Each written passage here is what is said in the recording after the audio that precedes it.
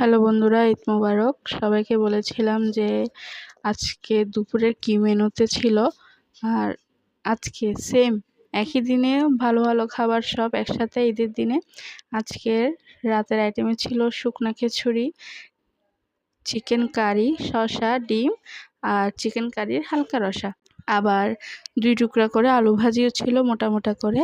আজকে রাতের মেনুতে ছিল এই খাবারগুলো। দেখো দেখতে কত লোভনীয় লাগছে, আর আমার তো এখনই জিভের জল চলে আসতেছে। আমি কি ভিডিও করব নাকি আবার রান্না করে সেই খাবারগুলো খাবো? দেখো।